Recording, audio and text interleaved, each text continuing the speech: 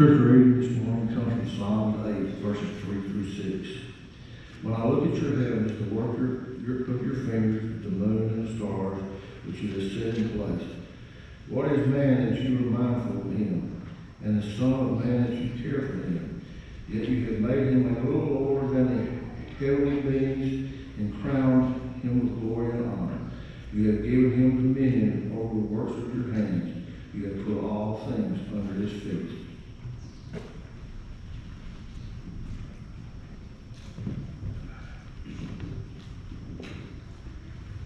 We just participated in a great song service and singing about the heavens and the stars and God and this world, and that's what we want to focus on this morning. And I just wish that you had known the background of what we were doing today, because when I was thinking about my sermon and the songs, it just fit hand in hand together with this. But I know that at least you got your mind centered upon God and the universe and the heavenly beings and the stars and the beautiful world that we have. And we think of this, when I look at the heavens, the work of your fingers.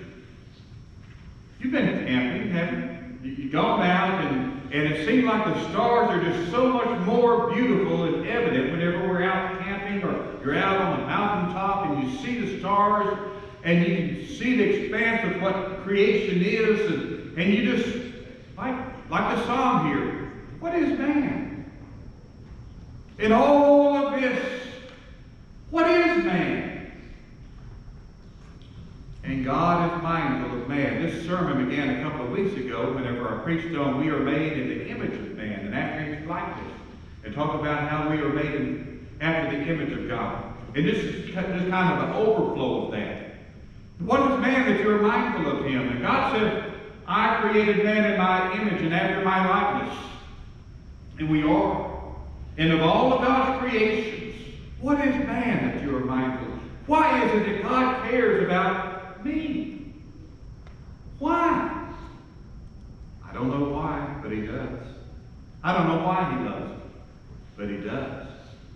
I don't know why he has prepared this universe for man, but he has.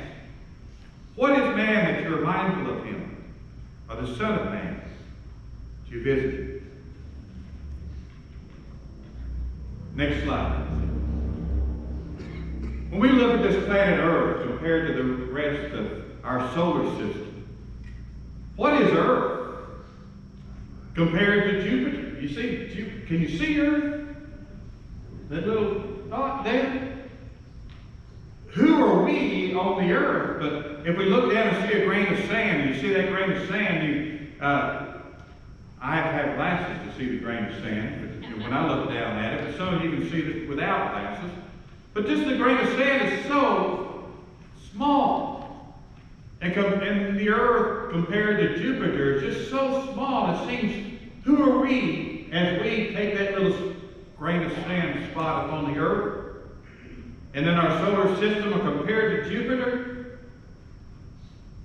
And let's compare Jupiter. Look at the next slide, see. To the sun. Look at Jupiter. To the sun.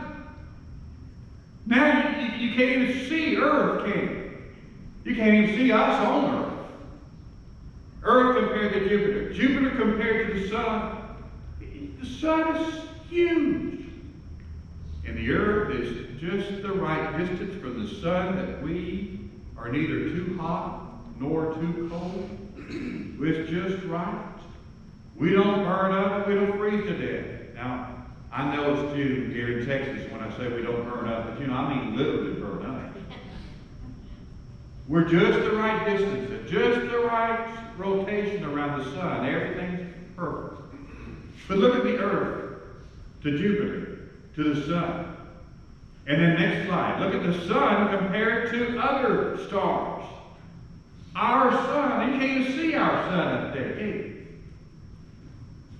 So many stars are so much more in mass than even our sun. Now, where's Jupiter? You can't even see Jupiter. Where's the earth? You can't even see the earth. Where are you? And God is mindful of you. When you see the stars in the sky and look and you see our sun, and our sun looks so huge, and it is so huge, but compared to other stars in the sky, ministry.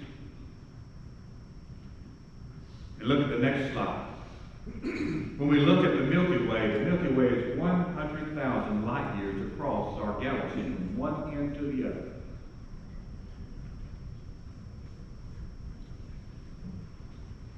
Where are we in the Milky Way?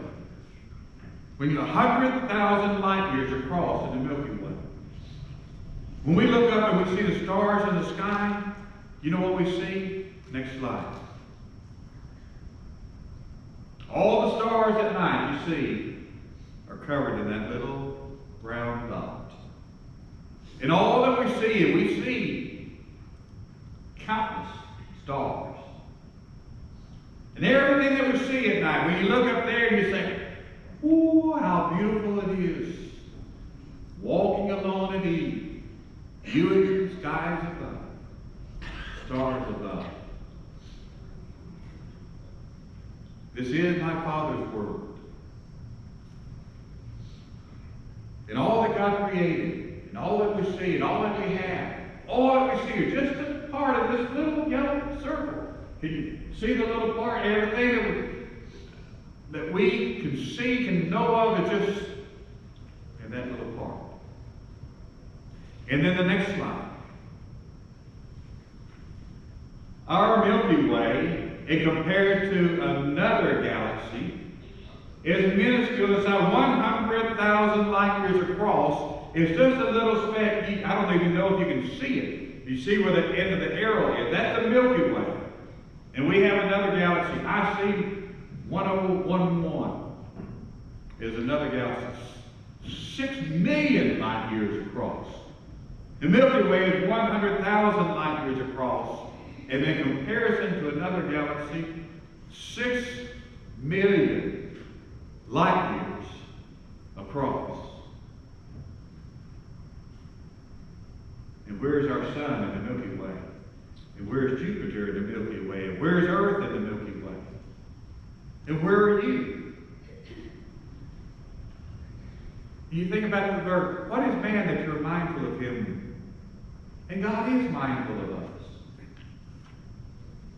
God looks down, you look at Psalm 139, and he says, he sees us whenever we sit down and whenever we stand up. He knows our thoughts altogether. Jesus would say, even the very hairs of your head are numbered. He knows us altogether. Knows our thoughts, even before we speak.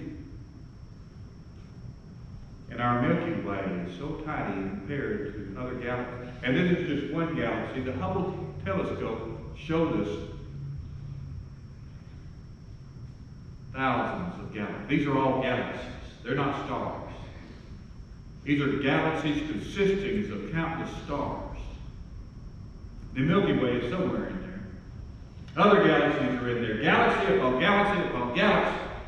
Each one having their own solar system, and each one countless stars in each one. What is man that you are mindful of him? Or the Son of Man that you visit? The next slide.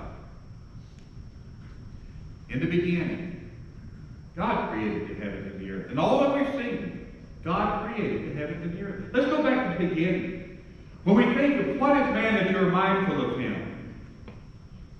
When I see the stars,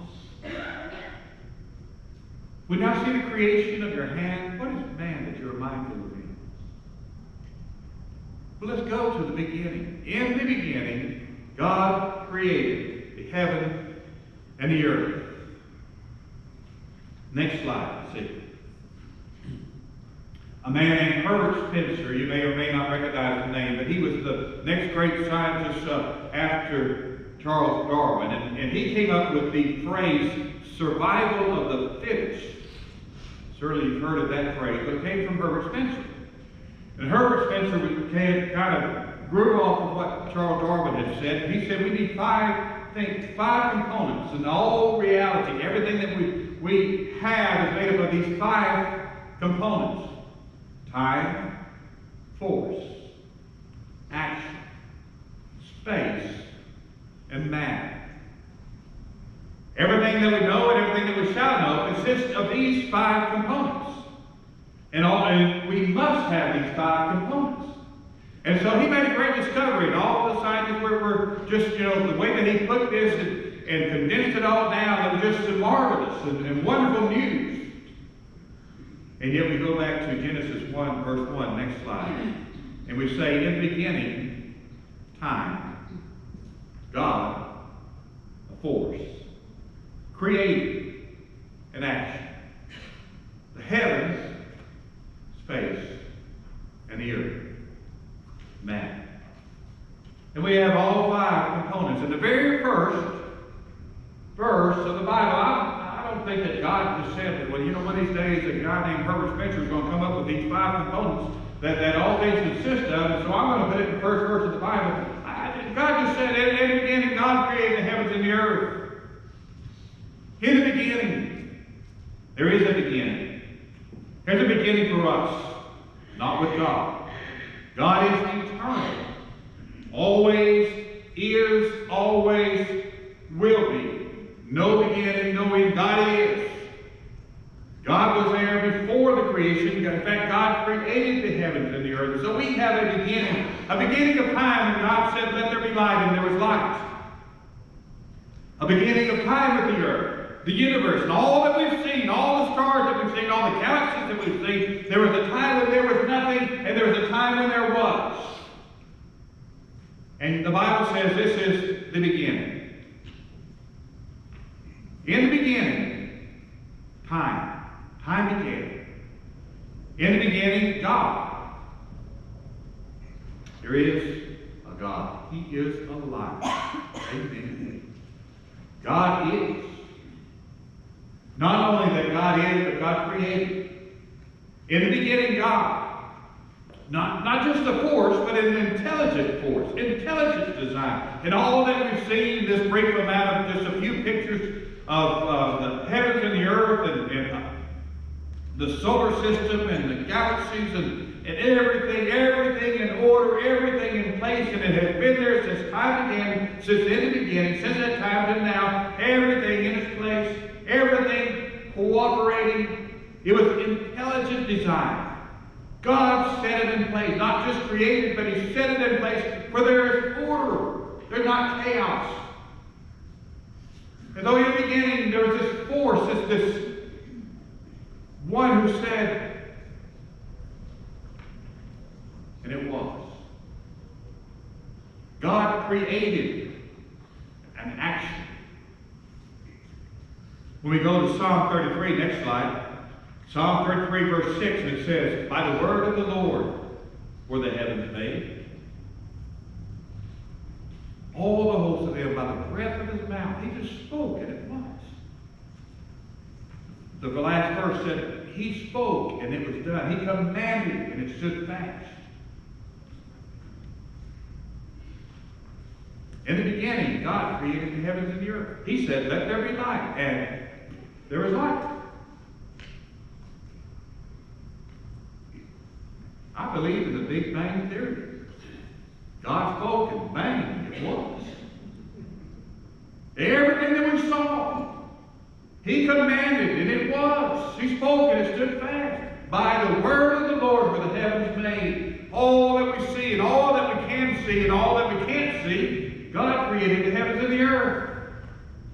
Created it. It was not there, and God spoke, and it was there. Not just the trees and the flowers and the clouds and the mountains and the waters and us. There was a time when we were not here, and God said, let us make man in our image and after our likeness, Genesis 1:26. And so go back to the next slide. Time, in the beginning. Force, God. Intelligent design. Action, created. The heavens, space. I don't know how much we know about the heavens. I just marvel at the heavens and the stars and the sky and just look at their beauty and just just stand in awe. When we sing the invitation song, we'll sing, "How great thou art," talking about the stars and God's creation. How great is our God? And how great to be praised because we are, because everything that is came from His hand. God created the heavens and the earth, matter. I don't know who thought of the word matter, but it matters to God. It matters to us. That which we stand upon, this good earth, is just a minuscule part of all of God's creation. And what is man that you're mindful of man, or the Son of Man that you visited him? When I see the stars, the work of your fingers, look at the sun and the moon and the stars, or just the flowers that are blooming. You look around at His creation. Think, what is man that you're mindful of him? Or the Son of Man that you visited?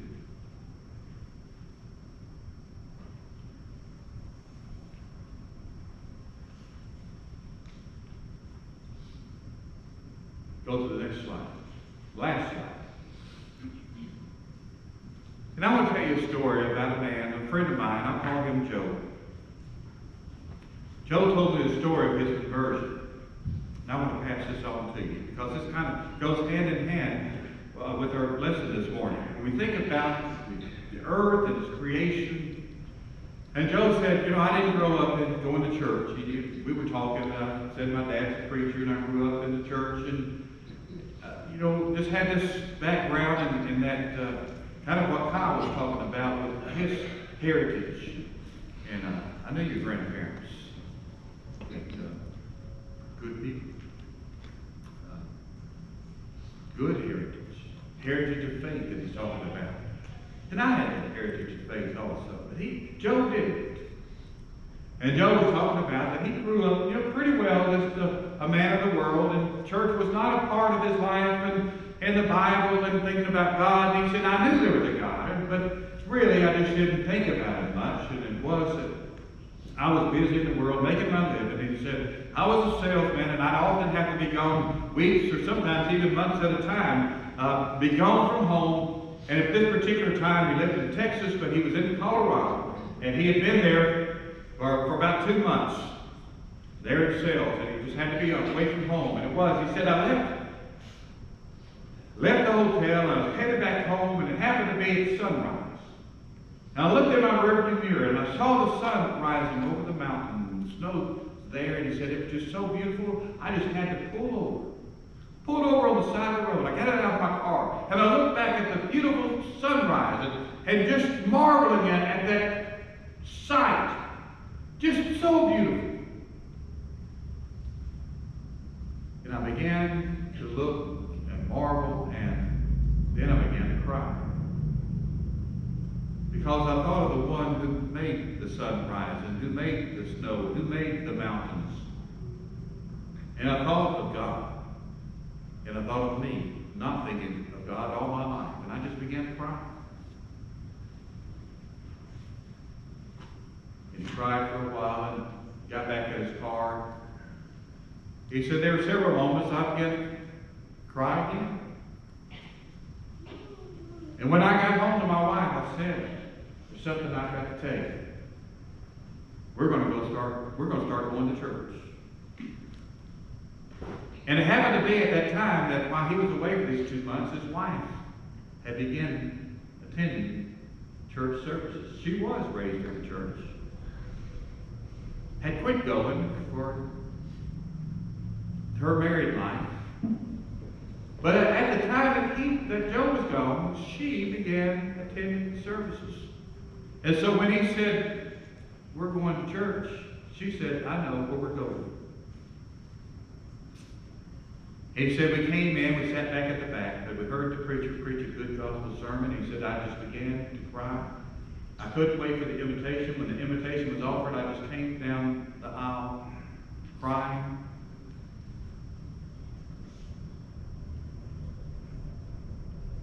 told the preacher I need to give my life to God. He said, you mean you want to be baptized? He said, if that's what it is, that's what it takes. Whatever I need to do, I need to give my life right with God. He became a Christian. Now he's preaching the gospel.